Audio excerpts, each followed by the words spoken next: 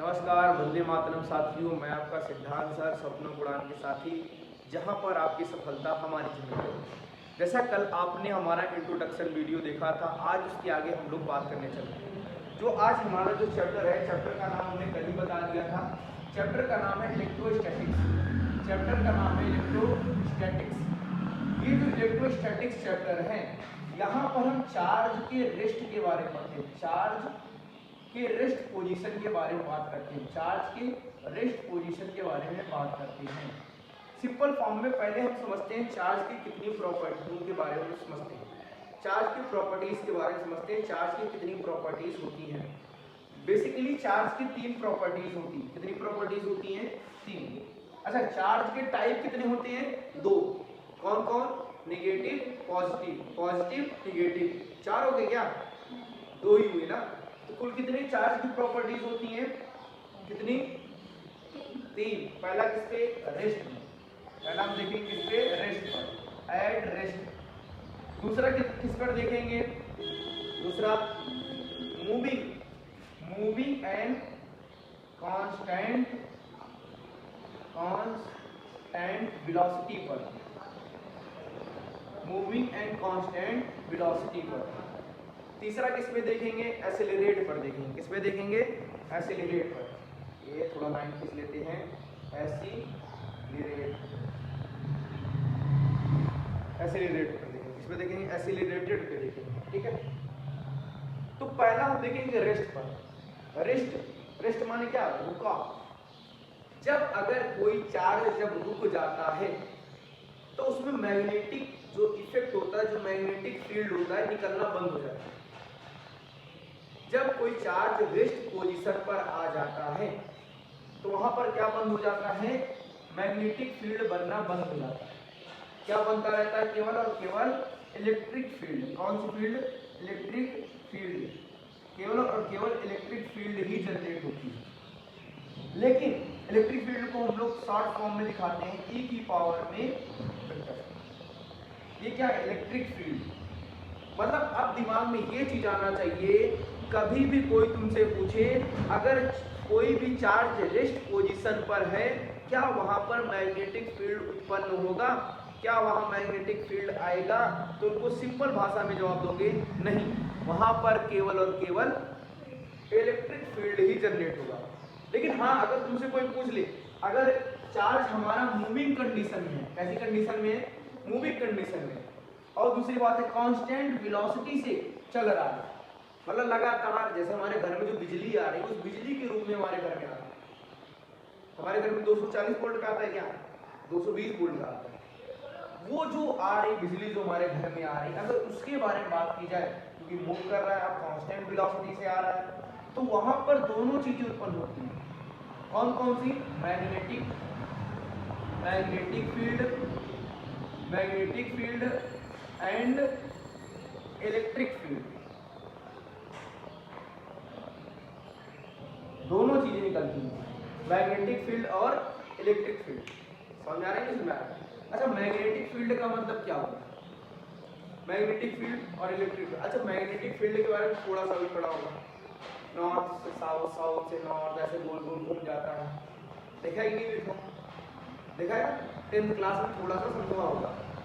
हम थोड़ा सा बात करते हैं इलेक्ट्रिक फील्ड, हम लोग पढ़ेंगे क्योंकि हम लोग चार्ज के रेस्ट पोजीशन के बारे में बात करने चल रहे हैं। एक तरीके से समझिए, ये चार्ज हमारे क्लास 12 में चार्ज की प्रॉपर्टीज को ही हम लोग ज्यादा से ज्यादा पढ़ेंगे। क्लास 12 में लोग चार्ज की प्रॉपर्टीज को ही ज्यादा से ज्यादा प्रेफर करेंगे पढ़ने। ठीक, तो यहाँ पर हमने कहा जो मूविंग है, मूविंग एंड कांस्टेंट वेलोसिटी से अगर हमारा चार्ज ट्रेवल कर रहा है, किस वेलोसिटी से? मूविंग एंड कांस्टेंट वेलोसिटी से अगर हमारा चार्ज क्या कर रहा है? ट्रेवल कर रहा है, तो वहां पर इलेक्ट्रिक फील्ड और मैग्नेटिक फील्ड दो के दोनों जनरेट होंगे। अच्छा, मैंने कहा अभी इलेक्ट्रिक फील्ड को कैसे दिखा सकते हो? ई के ऊपर क्या लगा सकते हो? वेक्टर। ठीक उसी तरीके मैग्नेटिक फील्ड को कैसे दिखाओगे? बी के ऊपर कैसा? वेक्टर। ठीक, मतलब वेक्टर जहां पे लग गया, मतलब वहां पे एसोसिएट कर सकते हो, चीजों को जोड़ सकते हो। क्या कर सकते हो? जोड़ सकते हो। क्योंकि चार्ज जुड़ता है, बोलोगे हाँ, जुड़ता ही नहीं चार्ज। 2 + 4 वोल्ट 5 वोल्ट आपने पढ़ा है, श्रेणी क्रम समांतर क्रम। मैंने कहा पहला अगर रेस्ट पर है वहाँ पे इलेक्ट्रिक फील्ड जनरेट होगा, इलेक्ट्रिक फील्ड प्रोड्यूस होगा। लेकिन अगर मूविंग एंड कांस्टेंट वेलोसिटी से चल रहा है, मूविंग एंड कांस्टेंट वेलोसिटी से चल रहा है तो क्या होगा, मैग्नेटिक फील्ड और इलेक्ट्रिक फील्ड ही जनरेट होगा।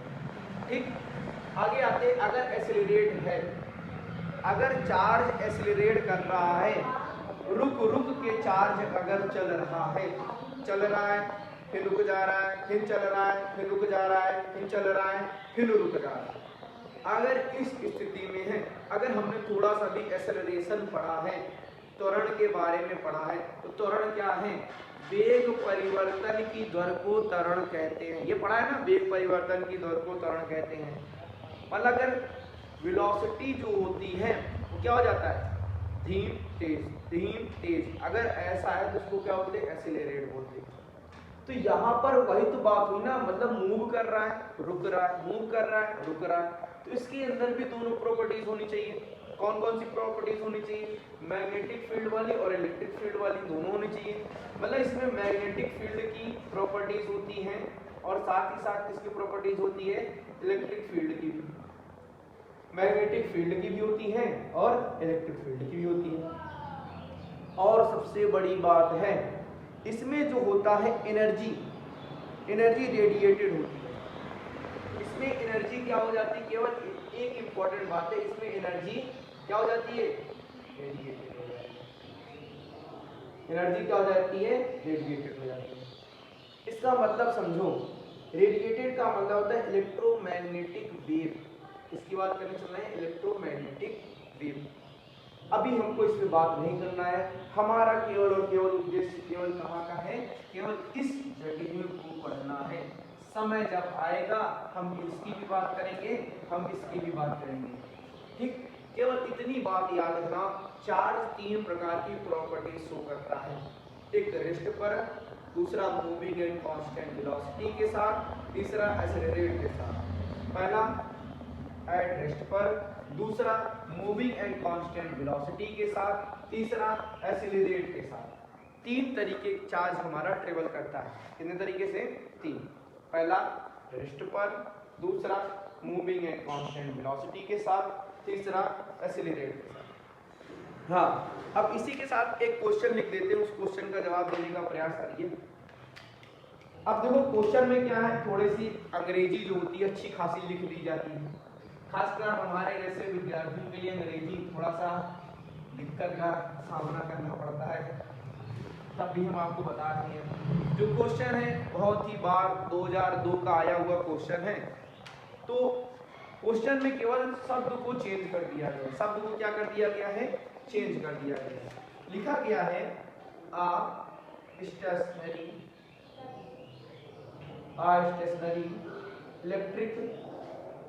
इलेक्ट्रिक चार्ज प्रोड्यूस या प्रोड्यूस। जो स्टेशनरी इलेक्ट्रिक चार्ज कौन प्रोड्यूस करता है, स्टेशनरी इलेक्ट्रिक चार्ज कौन प्रोड्यूस करता है। स्टेशनरी माने क्या, स्टेशनरी का मतलब होता है रेस्ट। स्टेशनरी का मतलब क्या होता है, रेस्ट। अब तुम्हें पहले से बता दो, ऑप्शन देने की कोई जरूरत ही नहीं है, लेकिन मैं ऑप्शन लिख देता हूँ। 1 2 3 4 ऑप्शन लिख देता हूँ। पहला कौन सा लिख देता हूँ, इलेक्ट्रिक फील्ड। दूसरा लिख देता हूँ मैग्नेटिक फील्ड। उसके बाद लिख देता हूँ बोथ माने दोनों। कौन कौन, electric field and magnetic field. उसके बाद neither electric field nor magnetic field. कौन सा ऑप्शन सही होगा इसमें लक्ष्मी, पहला वाला। बस देखो शब्द को चेंज कर दिया। अब कब का क्वेश्चन है, 2002 का क्वेश्चन है। तो चार्ज कितनी प्रॉपर्टीज को शो करता है, जनरली तौर पर चार्ज हमारा कितनी प्रॉपर्टीज को शो करता है, कितनी, 3। कौन कौन सी प्रॉपर्टीज को शो करता है, एक रेस्ट पे, दूसरा मूविंग एंड कांस्टेंट, तीसरा एक्सेलरेट। तीन ही प्रकार की प्रॉपर्टीज को हमारा चार्ज शो करता है। ठीक है, इतनी बात समझा। अच्छा, इस पे एक दो क्वेश्चन और है, कहो एक दो क्वेश्चन और बता दिए जाए। एक क्वेश्चन और है, electric charge in uniform motion produce. अगर यूनिफॉर्म अगर है, यूनिफॉर्म मतलब दोनों में, तो कौन सा चीज प्रोड्यूस करेगा? Electric charge is uniform motion produce. Uniform motion का मतलब क्या होगा? यूनिफॉर्म चारों तरफ, कौन सा? Magnetic and electric field generate करेगा। ठीक, ये भी क्वेश्चन ऐसे आए हुए क्वेश्चन है, इसीलिए पूछ ले रहा हूँ। एंड एसिलरेट और डिसलेरेट चार्ज प्रोड्यूस। अगर एसिलरेट और डिसलेरेट है तो कौन सा चार्ज प्रोड्यूस करेगा? अभी थोड़ी देर पहले बता दिया, तीनों से सवाल पूछे गए हैं, अब उसमें बताने की क्या जरूरत है? सिंपल भाषा में हमें समझ में आ गया। रेस्ट पे रहेगा तो क्या जनरेट होगा? केवल मैग्नेटिक फील्ड ना, इलेक्ट्रिक फील्ड। अभी तुमसे कोई पूछेगा चार्ज हमारा क्या है, चार्ज अगर हमारा रेस्ट में है, क्या मैग्नेटिक फील्ड जनरेट होगा? उनको सिंपल भाषा में बताना, कभी मैग्नेटिक फील्ड नहीं जनरेट होगा। क्या जनरेट होगा? Electric field. क्या जनरेट होगा? इलेक्ट्रिक फील्ड जनरेट होगा। समझ में आएगी? नहीं समझ आए मेरी बात? और समझते हैं चीज़ों को, इतनी बात समझ आ गया। तो ये क्वेश्चन बहुत आसान से थे, ऐसे 2-3 क्वेश्चन और आए होंगे, बहुत पुराने पेपर में देखोगे उठा के तो मिल जाएंगे। ठीक, क्योंकि हमारे जो चैप्टर से हमें केवल रेस्ट मोशन के बारे में बात करना है, तो रेस्ट मोशन के बारे में हम लोग समझने का प्रयास करेंगे। जो चीज़ें जैसे जैसे आएंगी वैसे वैसे हम लोग बात करेंगे। ठीक है, अब बताओ चार्ज होता क्या है? अब बताओ चार्ज होता क्या है? अब थोड़ा चार्ज के बारे में बात करते हैं। मतलब चार्ज माने, अभी चार्ज के बारे में बात कर रहा हूँ, लेकिन चार्ज के रेस्ट मोशन के बारे में बात कर रहा हूँ। अब मुझे बताओ चार्ज है क्या? अगर तुमसे मैं कहूँ चार्ज की डिफिनीशन क्या है, चार्ज की डिफिनीशन क्या है? अगर मैंने प्रॉपर्टीज की बात करी, मतलब हमारा जो चैप्टर था इलेक्ट्रोस्टैटिक्स में हमको चार्ज के रेस्ट के बारे में पढ़ना है, चार्ज के रेस्ट प्रॉपर्टीज के बारे में पढ़ना है। अब हमें आगे समझना क्या है कि चार्ज है क्या, वास्तविकता में चार्ज है। चार्ज अगर क्या है हमारा चार्ज, अगर हम चार्ज की बात करें तो चार्ज क्या बोलता है, चार्ज समझा क्या रहा है, चार्ज की डायमेंशन क्या होता है, चार्ज का मेजरमेंट क्या होता है, ये भी तो बात करें। चार्ज है क्या? अब हमारा मेन टॉपिक चालू करते हैं। इससे पहले हमने आपको केवल चैप्टर के बारे में बताया। किसके बारे में बताया? चैप्टर के बारे में बताया। तो चार्ज है क्या? चार्ज है क्या? चार्ज एक प्रकार का गुण है, प्रॉपर्टीज है, अंतर्निहित प्रॉपर्टीज है। अंतर्निहित का मतलब अंदर है, कहाँ पे है? अंदर रहने वाला है। इंट्रिंसिक प्रॉपर्टी है। कैसी प्रॉपर्टीज है? इंट्रिंसिक प्रॉपर्टीज है। कैसी है? इंट्रिंसिक, जिसको हम लोग हिंदी बोलते हैं अंतर्निहित प्रॉपर्टीज है। चार्ज सबके अंदर विद्यमान है। जैसे हम लोग के अंदर कौन सा चार्ज विद्यमान है? भावात्मक चार्ज है ना। जैसे मौका मिलेगा गुस्सा, मौका मिलेगा ठंडा, मौका मिलेगा गर्म, है कि नहीं है? मौका मिलेगा खुशी, मौका मिलेगा दुखी। हमारे अंदर भी चार्ज के प्रॉपर्टीज हैं, चार्ज के वाले गुण हैं, लेकिन अंतर्निहित होते हैं चार्ज। जब उनको मौका मिलता है तब क्या करते हैं? अपने आप को प्रदर्शित करते हैं। मैं कहता हूँ एक बल्ब को ला के रख दो, उसको चार्ज ही ना हो, कोई मौका मिलेगा? नहीं मिलेगा। चार्ज होगा तो जलेगा? नहीं होगा। उसको क्या करना पड़ेगा? चार्ज करना पड़ेगा। वैसे तुम एक विद्यार्थी जब न्यूट्रल पोजीशन पे, न्यूट्रल पोजीशन का मतलब एकदम रुका हुआ है, मतलब हम सोहदू आदमी है। सोहदू का मतलब सोचते हो ना, कोई मतलब नहीं क्या चल रहा है क्या नहीं चल रहा। लेकिन अब एक जो टीचर है, वो टीचर क्या करेगा? उसको चार्ज करेगा, कंडक्ट करेगा, उसको चार्जिंग देगा। हाँ बेटा पढ़। अब तब जब वो जब चार्ज हो जाएगा तब क्या होगा? तब उसके अंदर पढ़ाई के गुण विद्यमान होंगे, कहीं ना कहीं पढ़ाना चालू करेगा, अच्छा नंबर लाना चालू करेगा, है कि नहीं है? तो वही बात यहाँ पे कर रहा हूँ। चार्ज कैसी प्रॉपर्टी? Intrinsic property. कैसी प्रॉपर्टी है? इंट्रिंसिक प्रॉपर्टी है। कैसी प्रॉपर्टीज है? इंट्रिंसिक प्रॉपर्टीज है, अंतर्निहित प्रॉपर्टी है। कैसी प्रॉपर्टी है? अंतर्निहित। अब देखो हिंदी माध्यम में बहुत कठिन शब्द है। अंतर्निहित इंग्लिश में इंट्रिंसिक। अब किसी के सामने भी इस बात को बता सकते हैं इंट्रिंसिक ना, योर बिहेवियर इज इंट्रिंसिक ना, तुम्हारा जो बिहेवियर है तुम्हारे अंदर से ही झलक है ना। तो सारी चीजें हमें भी इंग्लिश उतना नहीं ज्ञान है, फिजिक्स में उतनी अंग्रेजी नहीं है। तो चार्ज है क्या, एक इंट्रिंसिक प्रॉपर्टीज है। क्या है, एक इंट्रिंसिक प्रॉपर्टीज है। लेकिन हम फिजिक्स पढ़ रहे हैं तो हम मनुष्य की बात तो नहीं करेंगे, इसकी बात करेंगे, सब्सटेंस की बात करेंगे, पदार्थ की बात करेंगे, वस्तुओं की बात करेंगे, मैटर की बात करेंगे। इंट्रिंसिक प्रॉपर्टी किसके कारण है, सब्सटेंस पे, पदार्थ में। पदार्थ के अंदर गुण क्या है, ऐसे यही मानकर इसका गुण क्या, इसका गुण क्या, लिखने का गुण है। समझा रहे नहीं समझा रहे, हर एक व्यक्ति के अपने अंदर एक गुण होता है, सबके अंदर गुण होता है। चार्ज क्या इंट्रिंसिक प्रॉपर्टी है। इंट्रिंसिक प्रॉपर्टी का मतलब क्या हुआ, अब किस पे अप्लाई हो रहा है, सब्सटेंस पे अप्लाई हो रहा है। किस पे अप्लाई हो रहा है, सब्सटेंस पे अप्लाई हो रहा है। सब्सटेंस पे, due to which a body produce and experience electric field, जो क्या करेगा, इलेक्ट्रिक फील्ड को क्या करेगा, एक्सपीरियंस करेगा। वह चार्ज क्या करेगा, इलेक्ट्रिक फील्ड को क्या करेगा, एक्सपीरियंस करेगा। अब कई लोग क्या बोल देते हैं कि चुंबकीय चीजों को भी, मैग्नेटिक फील्ड को भी, और क्या इलेक्ट्रिक फील्ड, दोनों को प्रोड्यूस करता है, दोनों को एक्सपीरियंस करता है। तो आप जैसा कहना चाहें, क्योंकि अभी हमने दोनों चीजें देखी है चार्ज के बारे में कि मोशन में किस तरीके से रहता है, रेस्ट में किस तरीके से रहता है, अभी हमने सारी बात कर ली है। लेकिन अगर देखा जाए, अगर इलेक्ट्रोस्टैटिक्स के हिसाब से बात किया जाए, तो केवल और केवल इलेक्ट्रिक फील्ड ही क्या करता है, एक्सपीरियंस करेगा। क्योंकि इलेक्ट्रोस्टैटिक्स जो चैप्टर है इसमें रेस्ट की बात करेंगे, तो यहाँ पर चार्ज केवल किस रूप में दिखाई देगा, केवल इलेक्ट्रिक फील्ड के रूप में ही जनरेट होगा, केवल इलेक्ट्रिक फील्ड को एक्सपीरियंस करेगा, क्योंकि चार्ज हमारा किसमें है, रेस्ट में है। नहीं, अगर इसकी डिफिनेशन की बात करोगे तो ये भी लिख सकते हो, मैग्नेटिक फील्ड को भी क्या करता है, ये एक्सपीरियंस करता है। समझ आ रहा है, समझ आ रहा है। आप क्या बता सकते हो, यहाँ एक इंट्रिंसिक प्रॉपर्टीज है, अंतर्निहित प्रॉपर्टीज है, जो किसी वस्तु में क्या करता है, magnetic properties and electric properties को प्रदर्शित करता है या दिखाता है। समझ आया नहीं समझ आया। आप चाहो तो इसको और तरीकों से भी लिख सकते हो। जैसे हम हिंदी की बात अगर करें, हिंदी में, तो हिंदी में और आसानी तरीके से आप लिख सकते हो, जो मैंने एक डिफिनेशन कहीं पे लिखा हुआ देखा था, किसी पदार्थ का वह गुण। अब देखो हिंदी में कितना जबरदस्त तरीके से लिखा गया, लेकिन अभी जब हम आगे चल के चीजों को बात करेंगे तब ये ज्यादा अच्छे से समझ में आएगा।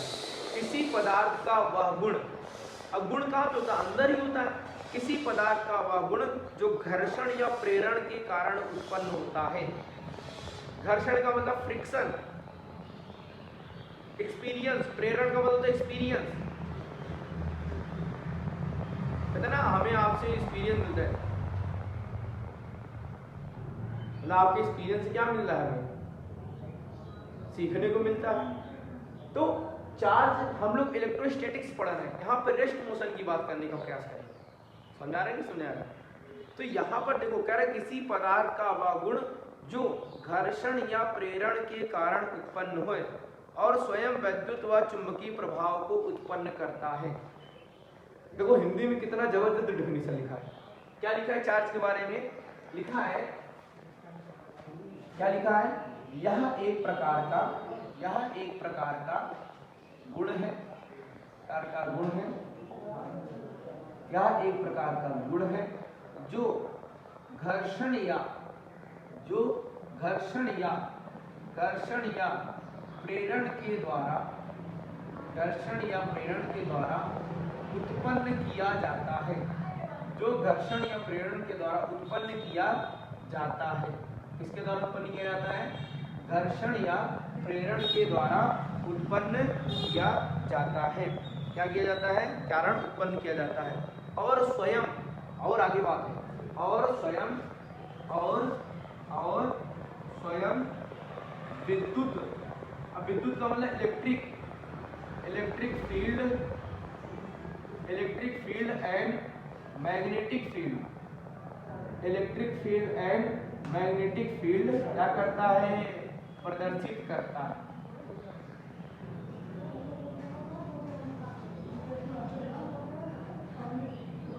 जो कितनी जबरदस्त हिंदी में डेफिनेशन है इसकी। मैंने कहा ना मैं कहीं देखा था, मैंने कहा इसको चलो इसको बात करेंगे, लेकिन जो वास्तविकता में अगर मुझसे कहोगे अगर इलेक्ट्रोस्टैटिक्स पढ़ो तो इलेक्ट्रोस्टैटिक्स में केवल किसकी बात करेंगे, इलेक्ट्रिक फील्ड ही जनरेट करता है। ठीक, अब देखो इसको और तगड़े से आप देख सकते हो कैसे, चार्ज एक अंतर्निहित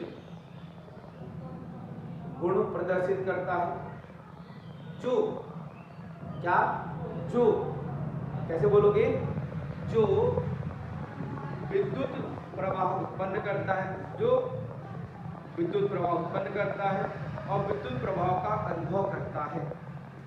समझना ना, विद्युत प्रभाव क्या करता है, उत्पन्न भी करता है और क्या करता है, विद्युत प्रवाह उत्पन्न भी करता है और उसका एक्सपीरियंस भी करता है, दोनों काम करता है। समझा नहीं समझा? मतलब यहाँ पे जो मैं बात करने चल रहा हूँ कि विद्युत प्रवाह उत्पन्न करता है और विद्युत प्रभाव का अनुभव भी करता है, दोनों काम करता है। मतलब प्रवाह भी करता है और अनुभव भी करता है, फ्लो भी करता है, एक्सपीरियंस भी करता है। बातों को समझना, फ्लो भी करता है और क्या करता है, एक्सपीरियंस भी करता है। उसी चीज को अंग्रेजी में अगर समझोगे, intrinsic properties of substance due to which a body produce and experience electric field, वही बात। मतलब he is a intrinsic properties, कैसी प्रॉपर्टीज है, इंट्रिंसिक प्रॉपर्टीज ऑफ सब्सटेंस या पदार्थ की एक अंतर्निहित गुण को प्रदर्शित करता है। क्या अंतर्निहित प्रॉपर्टी को प्रदर्शित करता है, ड्यू टू विच जिसके कारण अ बॉडी प्रोड्यूस एंड एक्सपीरियंस, जिसके कारण से बॉडी प्रोड्यूस करती है, एक्सपीरियंस करती है किस फील्ड को, इलेक्ट्रिक फील्ड को। क्योंकि हम इलेक्ट्रिक फील्ड मैग्नेट को पढ़ रहे हैं, इलेक्ट्रोस्टैटिक्स पढ़ रहे हैं, तो इलेक्ट्रोस्टैटिक्स में किसकी बात करेंगे, केवल इलेक्ट्रिक फील्ड की बात करेंगे। ठीक, जैसे मैग्नेटिक फील्ड में मैग्नेटिक फील्ड की बात करेंगे। अच्छा, जैसे ही हम इलेक्ट्रोस्टैटिक्स पढ़ रहे हैं, ठीक एकदम वो मैग्नेटिज्म पढ़ेंगे, मैग्नेटिक बारे में पढ़ेंगे। समझा नहीं समझा? तो चार्ज है क्या, चार्ज क्या, यह एक प्रकार का गुण है जो घर्षण या प्रेरण के द्वारा उत्पन्न किया जाता है और स्वयं इलेक्ट्रिक फील्ड और मैग्नेटिक फील्ड को प्रदर्शित करता है। अगर इंग्लिश में बोलना चाहोगे, he is a intrinsic properties of substance due to which a body produce and experience क्या, electric field and magnetic field. बोल सकते हो, समझा रहे नहीं समझा रहे, समझाएंगे मेरी बात नहीं। चार्ज क्या है, अंतर्निहित गुण है, इंट्रिंसिक प्रॉपर्टीज है। कैसी प्रॉपर्टीज है, इंट्रिंसिक प्रॉपर्टीज है। यह एक प्रकार का गुण है, कैसा गुण है, इंट्रिंसिक प्रॉपर्टीज का गुण है जो घर्षण या प्रेरण के द्वारा उत्पन्न किया जाता है, घर्षण या प्रेरण के द्वारा उत्पन्न किया, प्रेरणा देकर उत्पन्न किया जाता है, घर्षण ड्रब करेंगे। अभी पढ़ेंगे मेथड ऑफ चार्ज करने के कितने प्रकार के मेथड होते हैं। किसी चीज को रब करके ही आप चार्ज कर सकते हो, रगड़, जैसे कभी कभार बैटरी जो घड़ी वाली खराब हो जाती है, क्या करते हैं, इसको निकालते हैं, रगड़ते हैं, फिर लगाते हैं, फिर से थोड़ा करंट बताने लगता है। ऐसे यही है ना, इसको ऐसा रब करते हैं, वो सब चपकाने वाला देखा ही होगा। तो क्या कह रहा है, तो चार्ज समझ में आया, चार्ज क्या होता है, चार्ज एक प्रकार का गुण होता है जो क्या बताता है, जो क्या बताता है, जो घर्षण या प्रेरण से उत्पन्न होता है और इलेक्ट्रिक फील्ड और मैग्नेटिक फील्ड को प्रदर्शित करता है या बताता है। अभी तक हमने कितनी बातें पढ़ी, अभी तक हमने कितनी बातें पढ़ी, अभी तक हमने कितनी बातें पढ़ी, अभी तक कितनी बातें पढ़ी। अभी तक हमने केवल चार्ज की प्रॉपर्टीज के बारे में पढ़ा, इलेक्ट्रोस्टैटिक्स के बारे में पढ़ा, उसके बाद हमने चार्ज के बारे में पढ़ा। अब थोड़ा और बात करते हैं चार्ज के बारे में। तो हमें ये चीज तो पता चल गया, चार्ज एक प्रकार का गुण है, इंट्रिंसिक गुण है, अंतर्निहित गुण है, जो बोलना चाहो। अब इसको उत्पन्न कर सकते हो घर्षण से, चाहे करो, चाहे प्रेरण से करो, चाहे जिस तरीके से करो। अब आपके सामने मैंने बता दिया, बहुत ज़्यादा बता दिया। अब लिखने का आपका तरीका होना चाहिए, ठीक, समझना है, यहाँ पर रटना नहीं। हमें रटने का महत्व नहीं है, जब रट लोगे ना चीज़ों को तो हूबहू चीज़ें लिखने का प्रयास करना चालू कर दोगे। समझा रहे नहीं समझा, हूबहू, लेकिन कुछ दिन बाद भूल जाओगे। लेकिन जब समझ लोगे तो उन चीजों को आप क्या करोगे, महसूस करके लिखोगे। हाँ ये ऐसा होता है, ऐसा कर सकते हैं, इसको ऐसा बना सकते हैं। तो पहला काम क्या है, उन चीजों को समझना है, महसूस करना है, हाँ वास्तव में ऐसा होता है कि नहीं होता है। समझ आया? तो चार्ज के बारे में पढ़ते हैं, इंपॉर्टेंट फैक्टर चार्ज के बारे में पढ़ते हैं। तो ये बताओ चार्ज का मेजरमेंट क्या होता है?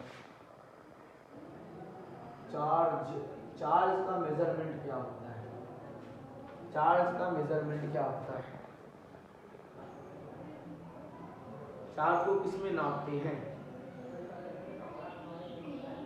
कूलम में। और बताओ चार्ज के बारे में।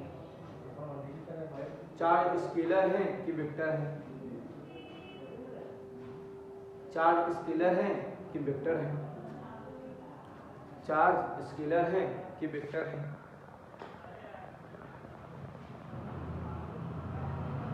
चार्ज स्केलर है यार। स्केलर का मतलब क्या होता है? सदिश की अदिश, आदिश है कि नहीं है? आदिश, सदिश नहीं है ना, अदिश है ना।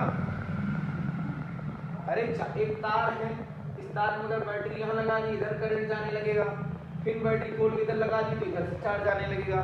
तो दोनों दिशाओं में जा रहा है ना, इधर भी जा रहा है उधर भी जा रहा है, केवल एक दिशा में नहीं जा पा रहा है।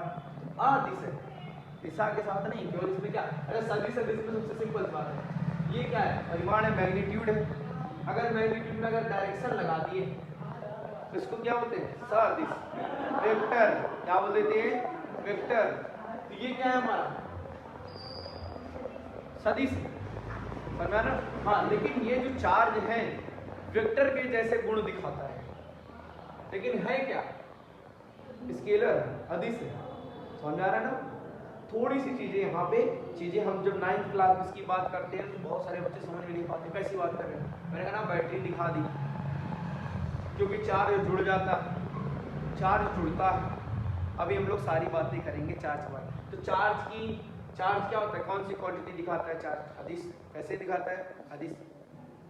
कैसी क्वांटिटी दिखाता है? अदिश। अदिश है ना, स्केलर है। दूसरी बात है इसका मेजरमेंट क्या है? एसआई में इसका मेजरमेंट अभी आप होता है कूलम है। क्या है? कूलम है, कूलम बोलते हैं उसको, ठीक है, कूलम है। सीजीएस में क्या है? सीजीएस में क्या है? अगर एसआई में कूलम है तो सीजीएस में क्या है? सीजीएस में क्या है? State coulomb. क्या बोलते हैं उसको? State coulomb. स्टेट कूलम लिख लेते हैं, स्टेट कूलम। ठीक, याद रखना सीजीएस हम लोग यूज नहीं करते हैं, हम लोग जनरली तौर पर कौन सा यूज करते हैं? एसआई, इंटरनेशनल सिस्टम को ही हम लोग यूज करते हैं। कूलम क्या है? कूलम। सीजीएस में क्या है? State coulomb. सीजीएस में क्या है? State coulomb. समझ में आ रहा है ना? तो चार्ज की सब प्रॉपर्टीज है, ये सारी चीजें चार्ज के बारे में आपको याद होना चाहिए। स्केलर है, एसआई मात्रक है, सीजीएस मात्रक है, सारी चीजें याद होनी, कम से कम 9-10 प्रॉपर्टीज याद रखना है। वो गलती से पूछ ही लिए, समझ आ रहा ना? देखो टॉपर का मतलब ये होता है कि उसको सब चीज आए, पूरी किताब समझ में आए, सारा सवाल लगे। टॉपर का मतलब ये नहीं 4 चीज याद करके चला जाए, वही पेपर में आ गया वो टॉपर बन गया, नहीं, ये टॉपर नहीं है, वो टॉपर है। समझ आया? तो स्केलर है, पहला चीज क्या है? स्केलर, अदिश है। दूसरा क्या है? कूलम है, मात्रक की बात किया। और जो स्टेट कूलम को हम लोग बोलते हैं इलेक्ट्रोस्टैटिक यूनिट बोलते हैं। जो स्टेट कूलम है इसको हम एक और नाम दे देते हैं, क्या नाम देते हैं? इलेक्ट्रोस्टैटिक्स यूनिट,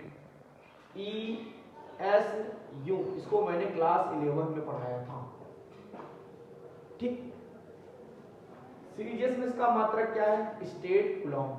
इसको हम लोग इलेक्ट्रिक स्टैटिक यूनिट या इलेक्ट्रोस्टैटिक्स यूनिट, इलेक्ट्रोस्टैटिक यूनिट, ठीक। तो बड़ा कौन है? कूलम। कूलम से नीचे कौन? इलेक्ट्रोस्टैटिक्स यूनिट, या कह लो स्टेट कूलम। अब तुमसे कोई पूछे एक कूलम बराबर में कितने ESU होते हैं? एक कूलम बराबर में कितने ESU होते हैं?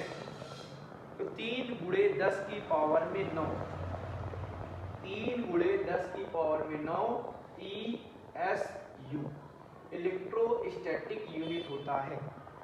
एक कूलम कौन सा मात्रक? एसआई मात्रक है, हमको पता है एसआई मात्रक बड़ा होता है।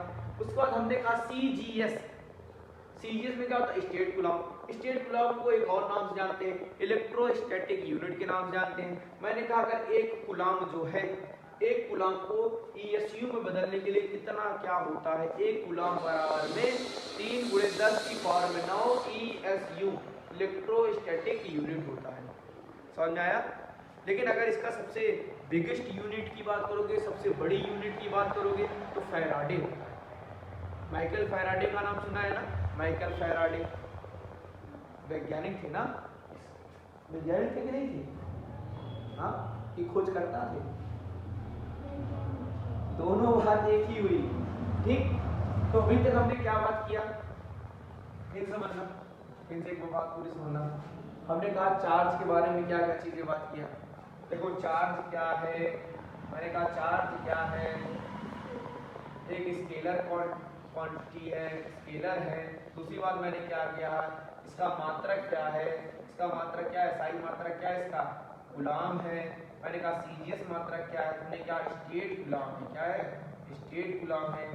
और इसको स्टेट कूलम्ब को हम लोग क्या लिख देते हैं, ईएसयू इलेक्ट्रोस्टैटिक यूनिट बोल देते हैं। मैंने कहा एक कूलम्ब बराबर में कितने इलेक्ट्रोस्टैटिक यूनिट होते हैं, 9 × 10 की पावर 9। अच्छा 3 × 10 की पावर 9। अच्छा ठीक है, तो यहाँ पे क्या लिखना पड़ेगा, ईएसयू। समझ में आई इतनी बात? अच्छा ये सारी चीजें याद होना चाहिए।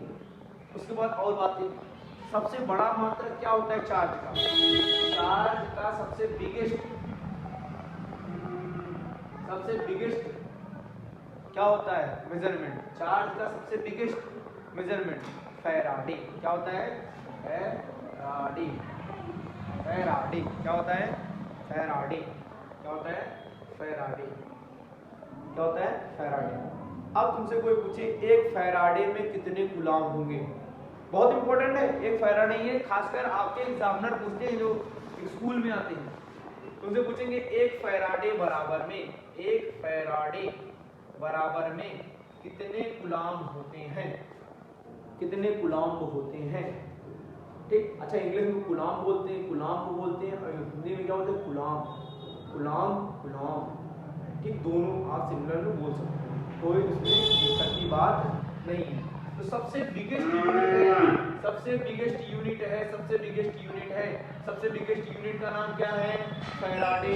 तो एक फैराडे बराबर में 96,500 कूलम्ब होता है। कितना होता है, 96,500 कूलम्ब होता है, सबसे बड़ी यूनिट है।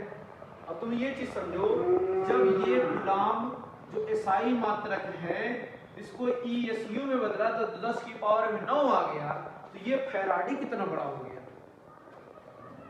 अगर इसको ईएसयू में चेंज करना हो जाए तो कैसे चेंज करेंगे, यहाँ कूलम्ब की जगह क्या लिख देंगे, इतनी चीजों को पुट कर देंगे, 96,500 × 9, 3 मिलेगा, 3 × 10 की पावर में 9 ईएसयू। अब देखो कितना बड़ा हो गया, है कि नहीं, तो बहुत बड़ी बात हुई। वैसे कूलम्ब अपने आप में सबसे बड़ा है वैसे अपने आप में, इसीलिए इसको एसआई में हम लोग यूज कर रहे हैं, इंटरनेशनल सिस्टम में यूज कर रहे हैं। लेकिन सबसे बड़ा क्या है, एक फैराडे बराबर में, एक फैराडे बराबर में कितना होता है, 96,500 कूलम्ब। कितना होता है, 96,500 कूलम्ब। याद रहेगा नहीं याद रहेगा, बहुत इंपॉर्टेंट चीज है इन चीजों को। ठीक, इलेक्ट्रोमैग्नेटिक इसका एक यूनिट और होता है। अभी मैंने कहा ना, इसको हम लोग 2 फेज में पढ़ते हैं, एक मैग्नेट के फेज में पढ़ते हैं, एक इलेक्ट्रिक के फेज में पढ़ते हैं। मैंने अभी थोड़ी देर पहले बताया, एक मैग्नेट के बेस पे देखते हैं, इलेक्ट्रिक मैग्नेटिक फील्ड के बेस पे देखते हैं, और इलेक्ट्रिक फील्ड के बेस पे देखते हैं, 2 बेस पे देखते हैं। अगर मैं कहूँ मैग्नेटिक फील्ड की बात करूँ, अगर मैं मैग्नेटिक फील्ड की बात करूँ, इलेक्ट्रोमैग्नेटिक फील्ड की बात करूँ, अगर मैं इलेक्ट्रोमैग्नेटिक, जब दोनों को कंबाइन करूँ, इलेक्ट्रोमैग्नेटिक फील्ड की बात करूँ, तो वहाँ पे ऐब कूलम्ब इसका मात्रक हो जाता है। क्या होता है, ऐब कूलम्ब। क्या होता है, ऐब कूलम्ब। क्या हो जाता है, ऐब कूलम्ब। ठीक, याद रखना मेरी बात को, क्या होता है, ऐब कूलम्ब। ठीक, मैंने क्या बताया, अगर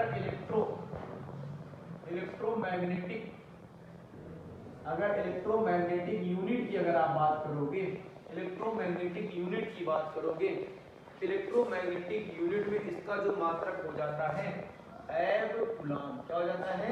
एब। ABC नहीं पढ़ लेना, एब कूलम। क्या? एब कूलम। हिंदी में लिखते हैं एब कूलम। सी माने कूलम, COULB, एब कूलम। ठीक, एब कूलम होता है। अच्छा, एक एब कूलम बराबर में कितने कूलम? एक एब कूलम बराबर में कितने कूलम? ये इलेक्ट्रोमैग्नेटिक यूनिट है। इलेक्ट्रोमैग्नेटिक मतलब दोनों मिलके तो उसका जो मात्रक बनता है क्या बनता है? एब कूलम। क्या बनता है? एब कूलम। समझ आ रहे हैं मेरी बात को? तो एक एब कूलम बराबर में कितने कूलम बनते हैं? 10 कूलम। कितने? 10 कूलम। ध्यान सुनना, कितने अब देखो ये सारी चीजें डाटा याद रखना चाहिए वैसे वास्तविकता में। मैंने कहा ना SI यूनिट है, इसका यूनिट क्या है? SI है। दूसरी बात मैंने क्या किया? स्केलर है।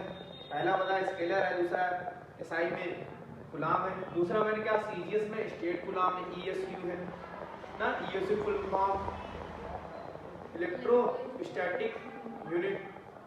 एक कूलम बराबर में कितने इलेक्ट्रोस्टैटिक? 3 × 10⁻⁹ फिर मैंने कहा सबसे बड़ा यूनिट क्या है?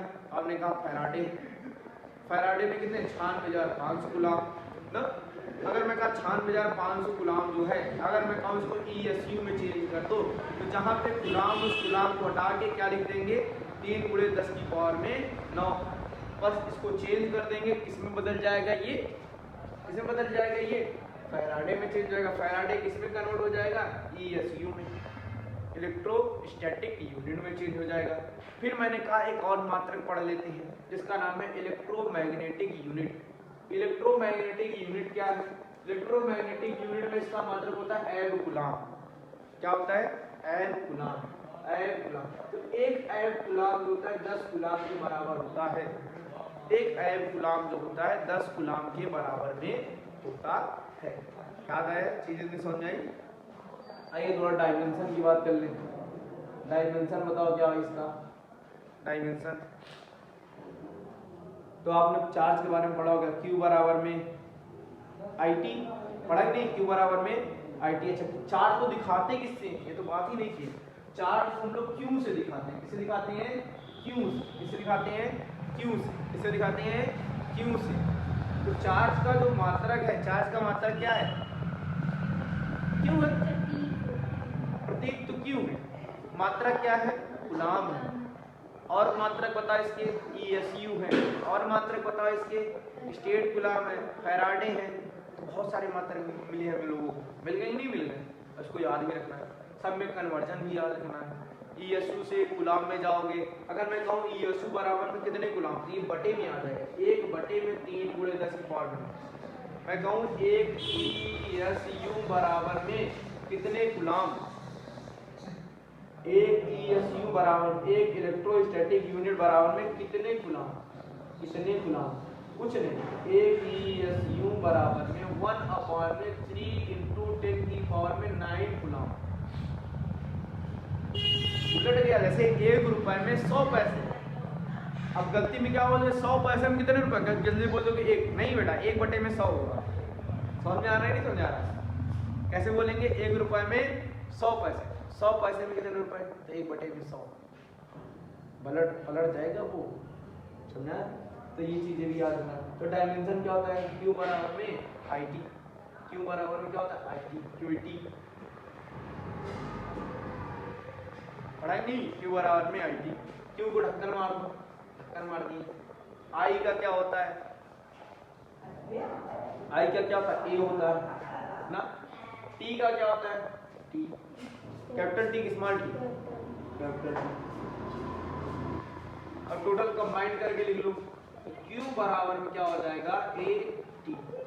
Q बराबर क्या हो जाएगा? Q बराबर में AT। Q बराबर क्या हो जाएगा? AT। ये क्या हो गया हमारा? डायमेंशन। Q बराबर में AT क्या हो गया? डायमेंशन। समझ आया? अच्छा, बहुत सारे लोग हैं सीधा चालू कहाँ करते हैं? कूलॉम के नियम से। कहाँ से पढ़ना चालू करते हैं? कूलॉम के नियम से। लेकिन हम कूलॉम के नियम से पहले बहुत सारी चीज़ों को डिस्कशन कर ले रहे हैं।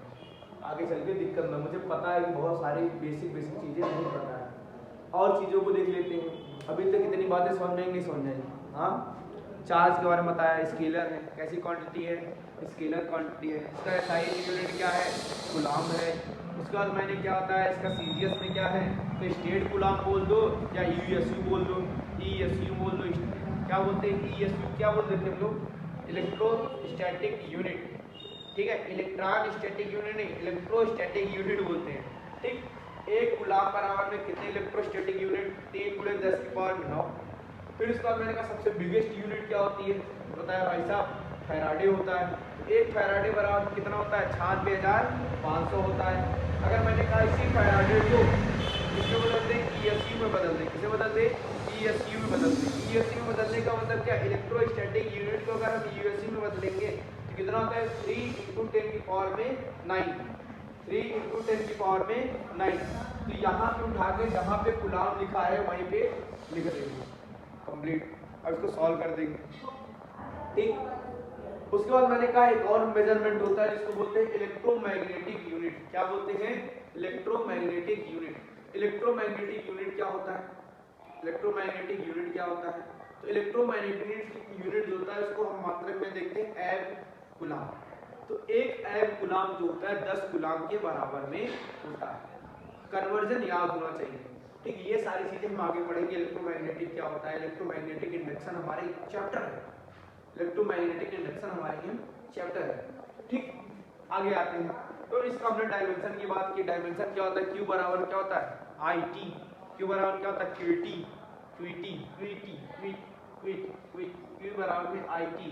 क्यू, क्यू क्यू, आई का क्या होता है, एम्पियर होता है, आई का ए, टी का टी, क्यू बराबर में ए टी। क्यू बराबर क्या होता है, ए टी, क्यू बराबर में ए टी। अब कुछ चीज और बातें कर लेते हैं, चार्ज की और कुछ चीजें बात कर लेते हैं। अब जानते हो चार्ज होता है क्वांटाइज होता है, क्वांटाइज। चार्ज को हम लोग ट्रांसफर भी कर सकते हैं। चार्ज क्वांटाइज होता है कि नहीं, क्वांटाइज टुकड़े टुकड़े में दे सकते हो चार्ज। जैसे हमने कहा हमको इतना बिजली चाहिए, अगर हमने कहा हमको 20 वोल्ट का हमें बिजली चाहिए तो हम उतना उसको बिजली दे सकते हैं। देखिए बांटना, समझा रहा ना, बांटना। क्वांटाइज का ना छोटे छोटे रूप में, क्वांटम से बना है क्वांटाइज, क्वांटम पैकेटों के रूप में होते हैं ना, पैकेट के रूप में। क्वांटम पढ़ा है, क्वांटम मैकेनिक्स, क्वांटम के बारे में पढ़ा ना। क्वांटम मतलब थोड़ी थोड़ी चीजों में बांट के देना, थोड़ा थोड़ा पैकेट। वहाँ पे फोटॉन के पैकेटों को हम लोग ने क्या बोल देते हैं, क्वांटम के रूप में पढ़ा था। तो यहाँ पर क्या है, क्वांटाइज है। हमको जितनी ज़रूरत है उतनी ज़रूरत के हिसाब से हम इसको ले सकते हैं या यूज कर सकते हैं, है कि नहीं। जितना हमें ज़रूरत है उतना ही इसको क्या कर सकते हैं, यूज कर सकते हैं। इसीलिए हम लोग कहते हैं चार्ज जो है क्वांटाइज है। क्या है, क्वांटाइज। अपनी आवश्यकता अनुसार हम लोग चार्ज का उपयोग करते हैं। अपनी आवश्यकता अनुसार हम लोग क्या करते हैं, इसका उपयोग करते हैं। ठीक, दूसरी बात क्या है, इसको हम लोग ट्रांसफर कर सकते हैं। चार्ज को क्या कर सकते हैं, ट्रांसफर कर सकते हैं। पहला क्वांटाइज कर सकते हैं, दूसरा ट्रांसफर कर सकते हैं। ट्रांसफर कर सकते नहीं कर सकते, एक रूप से दूसरे रूप में ट्रांसफर किया जा सकता है। समझ रहे ना, चार्ज को हम लोग ट्रांसफर भी कर सकते हैं, करते हैं नहीं करते हैं। ऐसे आपको फोन में जैसे C2C जो टाइप का जो चार्जर होता है, एक फोन से दूसरे फोन में लगाओगे, ये वाले फोन से उस वाले फोन में चार्ज होना चालू हो जाएगा, इसमें कम चार्जिंग रहेगा तब। समझ रहे ना, चार्ज भी हो सकता है, क्वांटाइज्ड भी हो सकता है, सारी चीज़ें मैं बता रहा हूँ। ट्रांसफर भी हो सकता है। चार्ज इन एडिटिव, एडिटिव मतलब चार्ज को हम लोग जोड़ भी सकते हैं, चार्ज को जोड़ा भी जा सकता है। समझा रहे नहीं समझा रहा, चार्ज कैसा नेचर का होता है, एडिटिव नेचर का होता है। चार्ज कैसे नेचर का होता है, एडिटिव नेचर का होता है, जोड़ने के नेचर का होता है, जोड़ सकते हो चार्ज को। एडिटिव नेचर का, एडिटिव नेचर का मतलब जैसे मैंने कहा एक हमारे पास जो चार्ज है तो 10 कूलाम का है। कितने कूलाम का है, 10 कूलाम का एक चार्ज। कितने कूलाम का है, 10 कूलाम का है। ध्यान से सुनना मेरी बात के लिए। एडिटिव नेचर का मतलब क्या है, जोड़ सकते हो। मैंने कहा एक जो हमारा जो चार्ज है QA, जो हमारा जो चार्ज है, मैंने कहा 10 कूलाम का। कितने कूलाम का है, 10 कूलाम प्लस 10 कूलाम। मैंने कहा एक और चार्ज है जो -5 कूलाम का है, तो हमारे पास टोटल चार्ज कितना है? 5। टोटल चार्ज कितना है? चार्ज कितना है? QA plus QB। जैसे ही हमने जोड़ के ही तो मैंने बताया ना क्यों कितने हैं। अगर मैं कह देता यहाँ पे +5 होता, मैं बता देता 15। तो एडिटिव है, मतलब चार्ज को जोड़ा जा सकता है। चार्ज को क्या किया जा सकता है? जोड़ा जा सकता है। समझा रहे ना? एक तरीके से देखो, ये वेक्टर प्रॉपर्टीज को शो कर रहा है। कौन सी प्रॉपर्टीज को शो कर रहा है? वेक्टर। लेकिन है क्या? स्केलर। ये स्केलर है लेकिन क्या शो कर रहा है? वेक्टर प्रॉपर्टीज को शो कर रहा है। कौन सी प्रॉपर्टीज को शो कर रहा है? वेक्टर प्रॉपर्टीज को शो कर रहा है। ठीक है, प्रैक्टिकल लाइफ में कैसे इसको जोड़ सकते हो? सिंपल सी बात है, जैसे हमें चार्ज करना है किसी चीज को, ठीक है, लेकिन हमें सोर्स ज्यादा चाहिए, वोल्टेज ज्यादा चाहिए, तो हम लोग स्टेबलाइजर का उपयोग करते हैं चार्जिंग को बढ़ाने के लिए। ट्रांसफार्मर क्या करता है? ट्रांसफार्मर क्या करता है? हाई चीजों को लो कर देता है, लो चीजों को क्या कर देता है? हाई कर देता है। सिंपल सी रूप में देखो, दो चार्ज थे, उनको एडिशन के रूप में हमें जितने हो सकता है उतने ही चाहिए। कंजर्व कर सकते हो, संरक्षित कर सकते हो, इसको हम बोल सकते हैं। क्या कर सकते हो? संरक्षित कर सकते हो। जितना हमें आवश्यकता है उतना ही हम लोग इसका यूज कर सकते हैं। क्वांटाइज्ड, ठीक, क्वांटाइज्ड है, ट्रांसफर्ड है, एडिटिव नेचर का। कैसे नेचर का है? एडिटिव नेचर का है। बात समझ में नहीं समझ आ रही? ऐड कर सकते हो, चार्ज को क्या कर सकते हो? ऐड कर सकते हो। Charge is conserve. कंजर्व का मतलब संरक्षित है, कंजर्व कर सकते हो, चार्ज को रोक सकते हो। इतना अबे बैटरी है ना अपने पास, बैटरी को क्या करते हैं? चार्ज को क्या कर लेते हैं? कंजर्व कर लेते हैं। चार्ज को क्या कर लेते हैं? कंजर्व। चार्ज कंजर्व किया जा सकता है। बैटरी के रूप में चार्ज को हम लोग कंजर्व करते हैं। फोन के रूप में हम चार्ज को कंजर्व कर लेते हैं, उसको भी हम क्या करते हैं? यूज करते हैं। फोन में भी बैटरी लगी हुई है ना, तो चार्ज को कंजर्व किया जा सकता है। चार्ज को क्या किया जा सकता है? कंजर्व किया जा सकता है। एडिटिव नेचर का होता है, जोड़ने के नेचर का होता है, ट्रांसफर कर सकते हो, क्वांटाइज्ड कर सकते हो, बहुत सारी चीजें तो हम लोगों ने सीख लिया है। बस अब याद रखना बहुत बड़ी बात है। समझ में ना? सबसे पहले हमने क्या बताया था आपको? चार्ज कैसी क्वांटिटी का है? स्केलर। उसके बाद मैंने क्या होता है? इसका SI मात्रक, कूलम। उसके बाद मैंने क्या होता है? CGS मात्रक, स्टेट कूलम। स्टेट कूलम को और किस नाम से जानते हैं हम लोग? ESU, इलेक्ट्रोस्टैटिक यूनिट के नाम से जानते हैं। मैंने कहा 1 कूलम बराबर में कितने इलेक्ट्रोस्टैटिक यूनिट? तो ने जल्दी बताया 3 × 10⁻⁹ कूलम। फिर उसके बाद मैंने क्या बताया? हाँ, इसका बिगेस्ट यूनिट, ठीक, हाईएस्ट यूनिट या बिगेस्ट यूनिट क्या होता है इसका? फैराडे। 1 फैराडे बराबर में कितने कूलम? तो 96,500, 96,500, ठीक। इसको इलेक्ट्रोमैग्नेटिक के बारे में बताया था, इसको बोलते हैं एयर कूलम होते हैं। 1 एयर कूलम बराबर कितने कूलम? तो 10 कूलम होते हैं। कुल मिला के हमने बहुत सारी चीज़ें समझ ली। उसके बाद और कुछ बात क्या? क्वांटाइज्ड होता है, ट्रांसफर्ड होता है, क्वांटाइज्ड होता है, ट्रांसफर्ड होता है, और क्या होता है? हाँ, एडिटिव नेचर का होता है। कैसे नेचर का होता है? एडिटिव नेचर का होता है। और क्या होता है? कंजर्व्ड होता है। कंजर्व्ड मतलब संरक्षित भी कर सकते हो ना। इतनी बातें समझे कि नहीं समझे? और क्या है? और बातें हैं। अगर सेम चार्ज मिल गया तो चार्ज क्या हो जाएंगे? रिपल करेगा, करेगा कि नहीं करेगा? दूर भगा देंगे एक दूसरे को, प्रतिकर्षित करेंगे, आकर्षित करेंगे, प्रतिकर्षित करेंगे, एक दूसरे को क्या करेंगे? प्रतिकर्षित करेंगे। लेकिन अगर अलग अलग चार्ज है, पॉजिटिव है दूसरा निगेटिव है, तो क्या करेंगे? चार्ज को क्या आकर्षित करेंगे, अट्रैक्ट करेंगे। क्या करेंगे? अट्रैक्ट करेंगे। बहुत सारी चीजें समझ रहे हैं, ध्यान से सुनना चार्ज के बारे में पूरी बात, ठीक। जितनी बातें बता दे रहा हूँ, सारी चीजों को अपने ध्यान पूर्वक समझना है, क्योंकि सबसे बेसिक से बेसिक चीजें बात कर रहे हैं, ठीक। जो चार्ज होता है हमेशा मास के साथ एसोसिएटिव होता है। चार्ज बिना मास के नहीं होता। मतलब अगर कोई बॉडी है, ध्यान को सुनना, अगर कोई बॉडी है हमारे पास, अगर उस बॉडी में अगर चार्ज है तो उसमें मास होगा, उसका वेट होगा। अगर जैसे मैं कहूँ ये बॉडी है, 1 ग्राम का भी कोई सामान है, 1 ग्राम का भी कोई मास है, तो उसमें कुछ ना कुछ चार्ज होगा। बात समझना? मतलब ब्रह्मांड में कोई भी वस्तु अगर है, उस वस्तु में क्या होगा? चार्ज होगा, ठीक। लेकिन हाँ चार्ज में सबसे छोटा चार्ज कौन सा है? तो सबसे छोटा चार्ज इलेक्ट्रॉन, सबसे स्मॉलेस्ट चार्ज इलेक्ट्रॉन। सबसे स्मॉलेस्ट चार्ज कौन है? इलेक्ट्रॉन। सबसे स्मॉलेस्ट चार्ज कौन सा है? इलेक्ट्रॉन। सबसे छोटा चार्ज वही है, उससे छोटा चार्ज है ही नहीं हमारे पूरे वर्ल्ड में नहीं। समझ आ रहा है ना? सबसे बड़ा कौन सा बना दिए? वही फैराडे बता रहे थे ना। दिमाग समझाएंगे नहीं समझाएंगे ना? तो हम लोगों ने इतनी बात समझ लिया।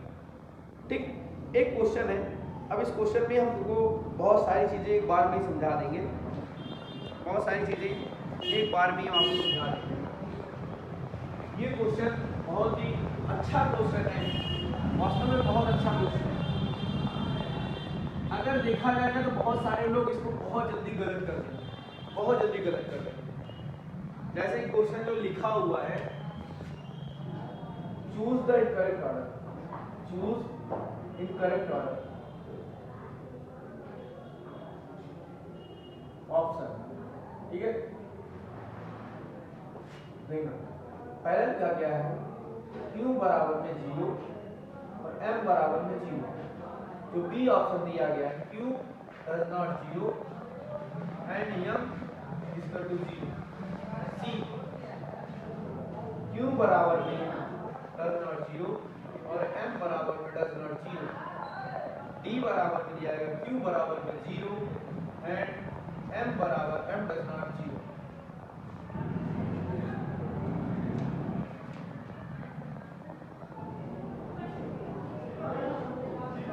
अब इसमें कौन सा ऑप्शन गलत है? हाँ देखो, पहला ऑप्शन सही है, इनकरेक्ट देखना है, इनकरेक्ट ऑप्शन बताना है। तो वो खतरनाक क्वेश्चन लिखा गया, समझना चाहिए। अगर हमारा कोई मास, अगर मास ही 0 तो चार्ज 0 हो सकता है, तो बात सही है। ऐसी चीजों को हम लोग बोलते हैं फोटॉन। क्या बोलते हैं? फोटॉन। इसको हम बोलते हैं फोटॉन। फोटॉन क्या होते हैं? फोटॉन। क्या होते हैं इसको हम लोग? फोटॉन। ठीक, अगर मास भी 0 है तो चार्ज भी 0 हो सकता है। तो कुछ है ही नहीं तो 0 भी, चार्ज भी 0 हो गया। दूसरा देखो, जब चार्ज ही नहीं है मास भी नहीं है, ये भी बात सही है। हमें गलत ऑप्शन चेक करना है। ऐसी चीजों को हम लोग इलेक्ट्रॉन बोलते हैं। मास ही नहीं है तो चार्ज, मतलब मास 0 नहीं है और चार्ज भी 0 नहीं है, मतलब बहुत छोटी चार्ज है। देखो इलेक्ट्रॉन, देखो इसके सिंपल सी भाषा में इलेक्ट्रॉन है 1.6 × 10⁻⁹, ये बहुत छोटा है। चार्ज है, मास भी है। इसका मतलब क्या? चार्ज भी है, मास भी है। चार्ज 0 नहीं है ना तो मास 0 है। इलेक्ट्रॉन क्या है? बहुत छोटा है, उसका चार्ज इतना है, मास भी है, तो भाई साहब बहुत लंबा हो जाता है, 10⁻⁻27 हो जाता है ना। तो यहाँ पर क्या है? Q बराबर में 0, M बराबर में 0। ये क्या है? इलेक्ट्रॉन को बताता है। किसको दिखाता है? इलेक्ट्रॉन। दूसरी बात, Q बराबर में 0, M बराबर में 0। अगर कोई भी मास 0 हो जाए, क्या चार्ज कुछ रहेगा? नहीं, ये तो गलत बात हो गई ना। ये ऑप्शन सही हो गया, नॉट पॉसिबल है, नॉट पॉसिबल, नॉट पॉसिबल। अब ये बताओ, अगर हमारा मास नहीं है, चार्ज तो 0 रहेगा ही। भाई साहब यहाँ पे कह रहा है चार्ज हो सकता है। जब मास ही हमारा 0 तो चार्ज कहाँ से होगा? इस ऑप्शन में देखो, जब हमारा मास है, चार्ज तो 0 हो सकता है। भाई हमारे पास बैटरी है, बैटरी में चार्ज नहीं है। समझ आ रहा है? नहीं समझ आ रहा है? बैटरी है हमारे पास, लेकिन बैटरी में चार्ज ही नहीं है। ये भी ऑप्शन सही है। ऐसी चीजों को हम लोग बोलते हैं न्यूट्रॉन। क्या बोलते हैं? न्यूट्रॉन बोल देते हैं। ध्यान समझना, अगर हमारे पास चार्ज 0 है और मास 0 है, इसको हम फोटॉन बोलते हैं। ऐसी कंडीशन कभी आ जाए जहाँ पे चार्ज 0 हो जाए और मास भी 0 हो जाए, तो उसको हम लोग फोटॉन बोलते हैं। अगर हमारे पास एक ऐसी कंडीशन आ जाए जहाँ पे चार्ज है, 0 नहीं है, मास 0 नहीं है, तो ऐसी चीजों को इलेक्ट्रॉन बोल देते हैं। यहाँ पे मैंने कहा यहाँ पे चार्ज 0 हो गया, लेकिन मास है 0, मास 0 है लेकिन कह रहा चार्ज है, चार्ज 0 नहीं। ऐसे संभव ही नहीं है ऐसी चीजें। लेकिन यहाँ पे ये संभव है। मास है मास, लेकिन चार्ज 0 बटा। समझा रहा है नहीं समझा रहा? ये न्यूट्रॉन की कंडीशन है, ये ना इम्पॉसिबल, ये न्यूट्रॉन की कंडीशन है। समझा रहे समझा रहे? मतलब कुछ मास है तो चार्ज क्या है 0। न्यूट्रॉन क्या होता है उदासीन हो जाता है। न्यूट्रॉन क्या हो जाता है उदासीन हो जाता है। समझा नहीं समझा? कितनी बातें समझ आ गई होंगी हमें लगता है। कितनी बात समझ नहीं समझे? चार्ज क्वांटाइज होगा। क्वांटाइज का मतलब होता है एक पैकेट लूंगा, आधा अधूरा नहीं होगा कि हमको कोई कह दिए भैया 1.467 कूलम का चार्ज दे दो। नहीं, चार्ज इलेक्ट्रॉन हमेशा पूर्ण गुणज होगा इलेक्ट्रॉन, मतलब इसमें होगा जो चार्ज होगा हमेशा क्यू क्वांटाइज्ड होगा। क्यू बराबर में n इंटू ई होता है। क्यू बराबर क्या होता है n इंटू ई। चार्ज होगा हमेशा क्या होगा पूर्ण गुणज का होगा।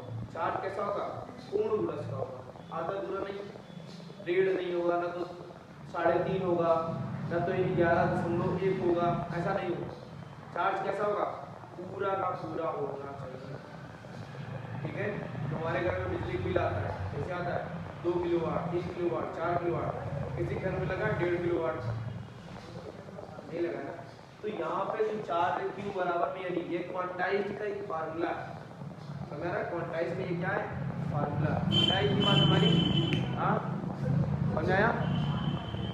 इतनी बात समझ आ गई? ठीक, अब इसी बात को हम लोग लिख लेते हैं सारी चीज़ों को। ठीक, लिख लेते हैं।